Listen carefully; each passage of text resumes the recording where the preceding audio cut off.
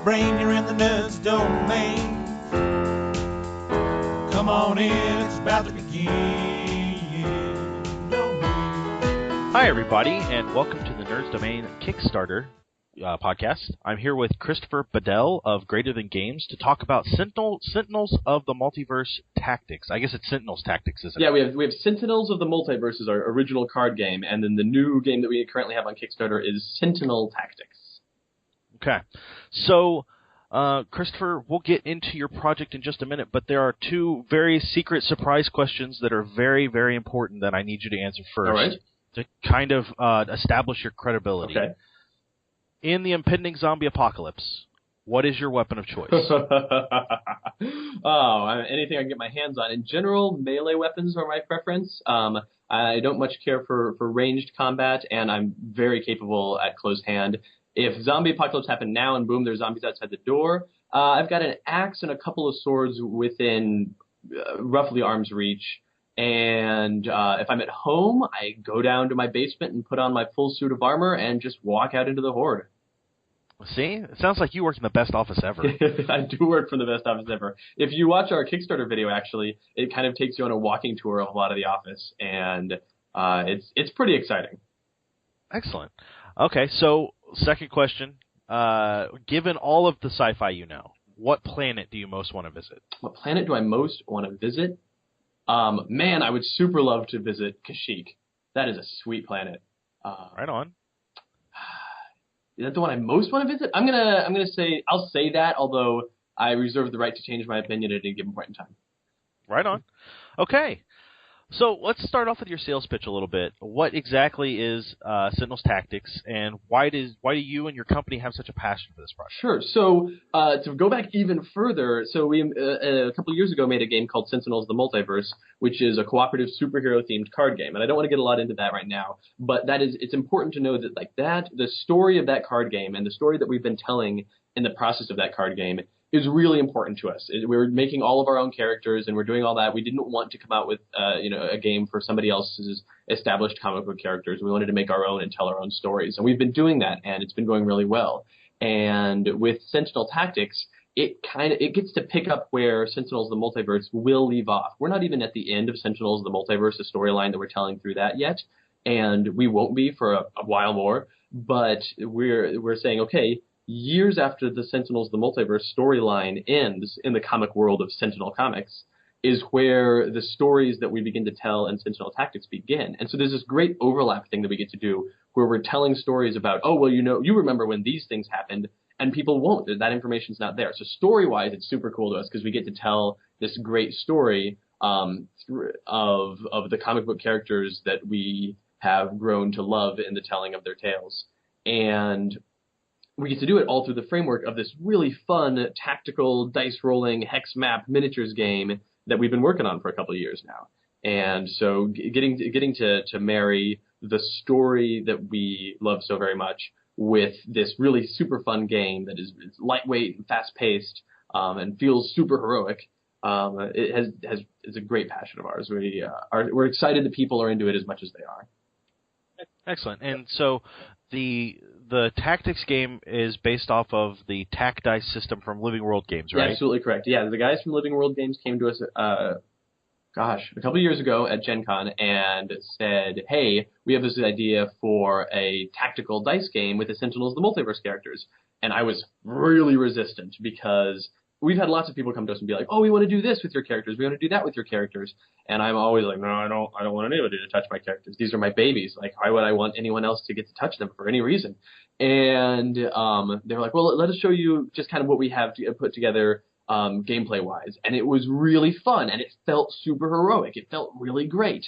And so we're like, okay, sure, we can do this, but I don't want it to just be the exact same story, the exact same game, but with a tactical game. I don't want it to be, okay, you're gonna fight Baron Blade and he's got his Terra Lunar Impulsion Beam. That's boring. We've already done that. You've played the Terra Lunar Impulsion Beam storyline in the card game. I want to go forward. I want to tell different stories. So you're gonna see a lot of the same characters, and it's gonna be a lot of familiar stuff. But especially as we move forward with expansions and additions to the game, we're really gonna be moving further afield. And even in the core game for Sentinel Tactics, it moves away. But yeah, so the Tactics system, a lot of things have changed with it, and a lot of things to make it feel more superhero action sort of stuff. We went from a square grid map to a hex grid, so the movement is more open, and the battle maps, they look so cool for the game. And we've gotten put in a lot of kind of changed the rules in ways just to streamline it and to make it feel like you're playing as a superhero and not as a tactical sort of war general sort of character. But yeah, they've done a great job and had a lot of really great ideas. That the collaboration between Greater Than Games and Living World Games is one of the many things that makes this game great. Okay, so it looks like the base game comes with 6 heroes, right, and 3 villains. Is that correct? Yes, that's correct. We've got the 6 heroes are the Freedom 5, Legacy, Wraith, the Bunker, Absolute Zero, and Tachyon, and also the hero Ra, who takes a pretty important story role in this game. And then the 3 villains are Baron Blade, Omnitron V, or Omnitron 5, however you want to say it, and Citizen Dawn. So. Okay, and so this will be this is not just a you guys play the villains, I play the heroes, and we beat up on each other. There will be storyline to play through in this, right? Absolutely. So with the core game, just with the characters, you open up the game and you get out the rule book and you look through all the stuff and you go, okay, cool, I can take these characters and I can play them against each other, and I can do like a 3v3 skirmish where I'm going to take 2 of the heroes and 1 of the villains, and I'm going to fight against 3 of the heroes for whatever reason you want to make up. Sure, great, fine. You can play it in that sort of skirmish style tactical war game. But the game also comes separate from the rulebook with a scenario book, which looks and reads like a comic book. And you read through it, and you read through these comic book stories, and then boom, in the middle of the comic book story, it says, all right, now you're into a battle that's happening in this comic book. Lay out the map like this. Put these various tokens on the board in this way to represent these various things. Put your characters into play, and if you have this many characters, this is the split. If you have this many characters, if you have this many players, this is the split of characters, and so on and so forth. So it's adjustable for number of players.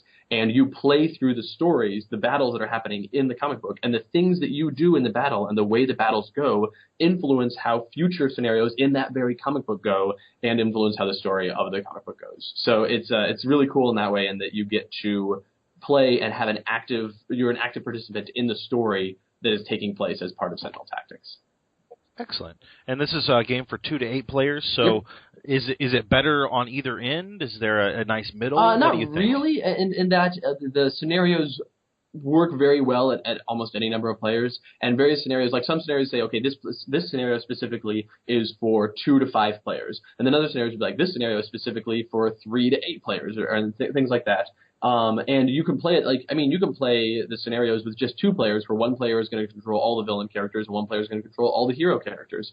And I know a lot of people in our playtesting group, we have a pretty intense playtesting group for this, and I know some people are playing it just single player, where they control the villains and then step around to the other side of the team, around the other side of the table, and control the heroes. So you can certainly play it with any number of the players there. And the scenarios tell you how to split up the player control. And then, of course, you can play 2v2, 3v3, 4v4, or even 5v5 matches. We tend to say 2 to 8 players because 5 versus 5v5 matches tends to be it's just a lot of stuff going on at the table, but it's totally doable. I did some play testing that way earlier this year, and everybody had a lot of fun. So okay, so excuse me. So tell me a little bit about Greater Than Games. How long have you guys been around, and what else I know you mentioned Sentinels of the Multiverse. What else have you kind of delved into? Sure. So a couple of years ago, I don't want to tell too long of a story, but in late 2010, my friend Adam and I were like, man, we should really just make a cooperative superhero card game, because we've always wanted to play one. We've played lots of superhero games, but most of them essentially come down to, okay, you be Superman and I'm going to be Spider-Man, and we're going to fight for some damn reason. And that's just not interesting to us. So we wanted to have some story-based cooperative superhero game in which the players played as heroes, working together, fighting against a villain in a dynamic environment. And that was the game we wrote, and that was just for us. We had no intent to sell that or make it into a product of any sort. And one of the people we played it with was our friend Paul, and Paul was like, wow, this game is really good. And we're like, oh, thanks. He goes, no, this game is really good. You should sell it and make a company out of it. And we were in no way interested in doing that, but he raised some very excellent points and put together a really compelling business plan, and 2011, we established the company Greater Than Games, and Gen Con 2011 was our official release for that product. And we showed up with no real advance warning or advertising or anything. We just kind of showed up, had a tiny booth in the back that consisted of a couple of tables that we played games on the entire weekend. And we had, by the end of the first day, there were lines of people wanting to play this new superhero game, Sentinels: The Multiverse. It's done very well. We've had several expansions since then. We've done a few Kickstarters for various expansions, all of which have overfunded significantly.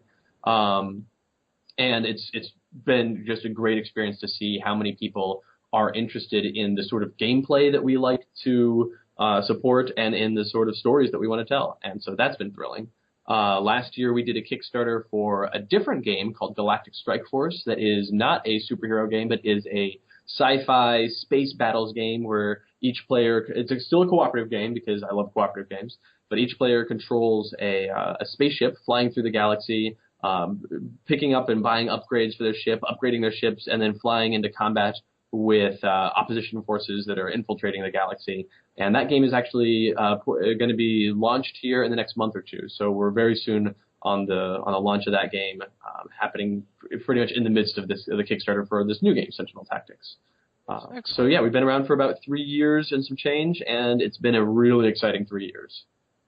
Excellent. I remember that first Gen Con booth, and it was tiny. Yeah. And you guys were kind of packed in like sardines. Smallest booth we could get. But it was really hard to get in there because so many people were just ready to play and enjoy the game. So yeah, it was really great to see that, like, even without any sort of real advertising or anything, just people walk around going, "Oh my gosh, have you played this game?" And it blew up. So right on. So it looks like you guys have been up on the Kickstarter for about 3 days, and you're $127,000 over your $50,000 goal. So you've already funded. Yeah. And you've already hit some stretch goals. So does that take off some of the pressure? Did you guys feel any pressure? You seem like kind of, this is like old hat for you. It's certainly not old hat in that, like, every Kickstarter we do is a completely different experience. And we are thrilled to have overfunded, obviously, and we're really excited to see how far it goes. The pressure is still strong there. With every stretch goal that we hit, because we have a lot of exciting stretch goals, and with every stretch goal we hit, we release more and more stuff. And we have this interesting position of we hope, I mean, the more it overfunds, the more free things that we're going to be giving to our backers. And man, it's really exciting because essentially the further it goes, the more story that we get to inject into this game and the more characters and the more things we get to do. So yeah, that's really, it's going very well. The pressure now is just to make sure that everything we make is the best it can be and that we deliver everything to our backers as swiftly as possible. So looking at the stretch goals, it looks like you've introduced a new character named Beacon. Is that correct? Yes. So Beacon is the daughter of Legacy, the character, the leader of the Freedom Five, and she showed up actually at that very first Gen Con. She showed up as a promo card called Young Legacy that is because someday she will take the mantle of Legacy from her father. But because of various exciting things that happened in the multiverse, both she and her father are now full-fledged superheroes, and they fight side by side. And so rather than having both of them be Legacy, because that's kind of weird, and she wants to have her own identity, she knows that someday she will be Legacy. But until then, she is Beacon, a hope for the future, and really a super exciting character. So right on. And so you've got the Operative, which, right. If you're familiar with the card game, you've dealt with that, hopefully.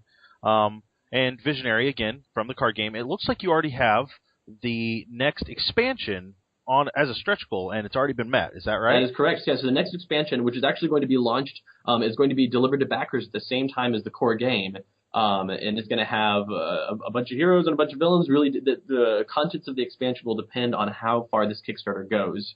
And it will also, the cool thing about it is it means that with the promo characters that we are releasing as part of this Kickstarter, any of those characters that we reach as part of stretch goals, we're just going to be standalone characters. Like, here's these extra characters. What with the stretch goal that says we're bundling everything into an expansion allows us to do is say these aren't just standalone stretch goals. These characters all get bundled into this expansion, and this expansion will come with a scenario book, like the core game comes with a scenario book, that will take these characters and make a story around them and put them all together into this story that's going to be something you'll play through. And so, sure, you still can use these characters for skirmishes, and you can use these characters to play through the stories series from the original Sentinel Tactics core game, but you also have a series of stories and scenarios that will come with this expansion that will have scenario-specific powers and events and abilities that the characters will be able to use that will. So it's really just saying these aren't just more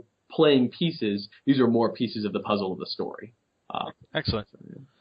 So it looks like you have another stretch goal at 125,000, which is currently kind of blacked out. I know the Kickstarter is growing quickly, so it's hard to keep up with that a little bit. Well, actually, it just launched like as this interview was going on, and so any minute now that graphic should update as soon as the servers. And that is the character Ambuscade, who is a big game hunter who is hunting heroes, and he's from the card game, and so now his role is coming back and going forward in slightly different ways. So that'll be exciting. And then we get a dinosaur, it looks like, at 140,000. Yeah, something's going on there, I'm sure. I love dinosaurs, so I'm all about that. So it looks like you have, when you first launched, you only had 3 levels to pledge at. One for the miniatures, one for the base game, and then one for those combined. And now it looks like you have, 5 or 6? We have 5. So yeah, we've added 2 stretch levels, and those 2 stretch levels, all they do is they add the what am I looking for here? Miniatures for the stretch level characters. Miniatures are expensive to produce and to create because you have to get the sculpts for them, you have to approve those sculpts, then you have to have molds made. Each character has to have its own unique mold. And so with each of the stretch goal characters, we absolutely were going to make miniatures for all of them, but they have to be separate things because they're expensive. And so we essentially just said, okay, if you want the miniatures for them, if you want to just get the game and all the stretch goals you'll get for free, any of the pledge levels will do that. But the 2 quote unquote super heroic stretch levels are just $20 over what the regular stretch goal or regular pledge levels are, and they include all of the miniatures that will be produced as part of the stretch goals. And so those pledge levels will never be increased in price in any way. So any miniatures that we unlock as part of this campaign, you for sure get them at those levels. So without the miniatures, you can still play this with tokens of some sort? Yeah, that's one of the reasons that we separated the game out into the game and the miniatures being separate, so that you can, if you just want to buy the game and you don't really care about miniatures, great, buy the game. It comes with cardboard pieces for all the characters. It comes with that sort of the cardstock tokens for all the characters, and you can totally play it. I mean, we do all of our play testing without miniatures, and it looks great and it plays great and it feels great, and you don't need the miniatures for the game. The miniatures are that added extra, and it's just sort of the thing of, if you want to play the game, instead of us making a $70 game, we're making a $40 game and a $30 miniatures pack. And if you want to get the whole thing, you absolutely can, but you don't have to. So excellent. Well, that sounds.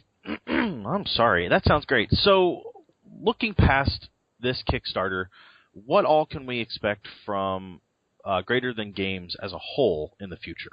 Sure. So we're going to keep producing Sentinels of the Multiverse games. We have a lot more story to tell there. Like I said, the end is coming up sometime in the future, and we still have to get to that point. So we have more that's going on there that we're working on. And also there's going to be, if this Kickstarter keeps continuing to do well, and there's a lot of support for it, which obviously there has been so far, once the game comes out and people play it and people really like it, hopefully, we wouldn't be making it if we didn't believe that were going to happen. And once that happens, we are going to be making more expansions and telling more story of the world of Sentinel comics through Sentinel Tactics, as well as through the Multiverse card game. Same thing with Galactic Strike Force. Galactic Strike Force, like I said, is going to be coming out in the next month or two, and when that does, if people are super into it, there's a lot more story and a lot more game that we want to put out for Galactic Strike Force, and so hopefully that happens. And we have ideas for a few more games that we'll be putting out over the next few years, including a couple that are coming up in a year or two here and are very exciting. So, excellent. So where all can we see you this year at any conventions? You'll be at Gen Con, obviously. For sure we'll be at Gen Con, and we've got PAX East that's coming up here in a couple of weeks. That's very soon. That's in Boston. Last year we did a ton of conventions. It seemed like we were going to at least one, sometimes 2 or 3 conventions every month, and we were flying all over the globe to do it. And that was really exciting, but it put a huge damper on our production ability because we, as a company, are a 3-person company. We actually just last summer added a 4th person who is our warehouse manager who does all of our packing and shipping, and she is amazing and makes us able to focus more on making games and supporting those games. So we love her. But the focus of the company this year is really going to be in supporting the productions and supporting the things that we're making. So we're still going to a healthy number of conventions, but it's not quite as many as last year. So we will for sure be at PAX East coming up here in a couple weeks here in Boston. We'll be at Gen Con this fall in Indianapolis. We'll be at PAX Prime in Seattle, and we will be in Australia for PAX Australia.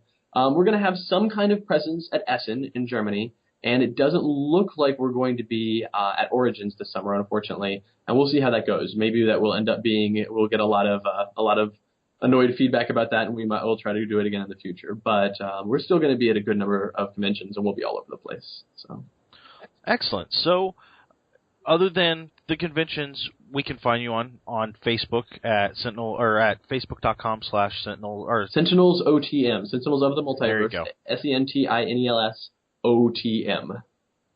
And then on Twitter at GT Games LLC. Correct.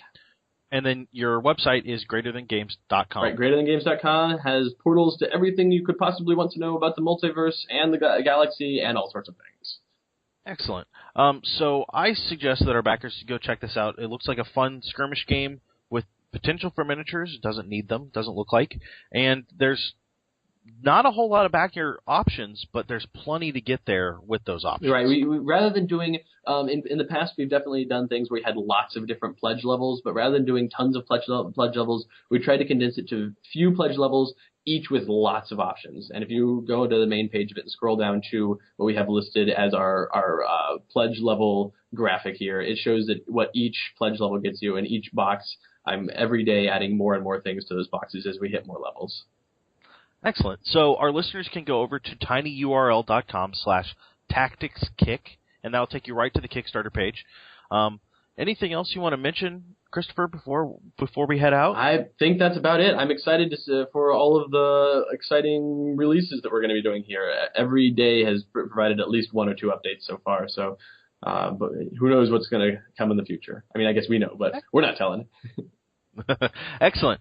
Well, as always, you can find us over on Twitter and Facebook. You can check out the website. I highly suggest that. In fact, the review for the first expansion to the Sentinels of the Multiverse card game, not deck building game, card game, that went up on our website on Wednesday, and we will be working our way from there into Infernal Relics. Yes. And then eventually into Shattered Timelines as I get a little more time to play with Shattered Timelines and learn more about it. So I suggest you guys, if you want to learn a little bit more about what Sentinels of the Multiverse is and what Greater Than Games puts out, we have a very thorough review of Sentinels of the Multiverse base game, and then we also have a review of Rook City, both up on the website. So I think that'll do us today, and we will talk to you guys real soon. I look forward to it. Thank you so much.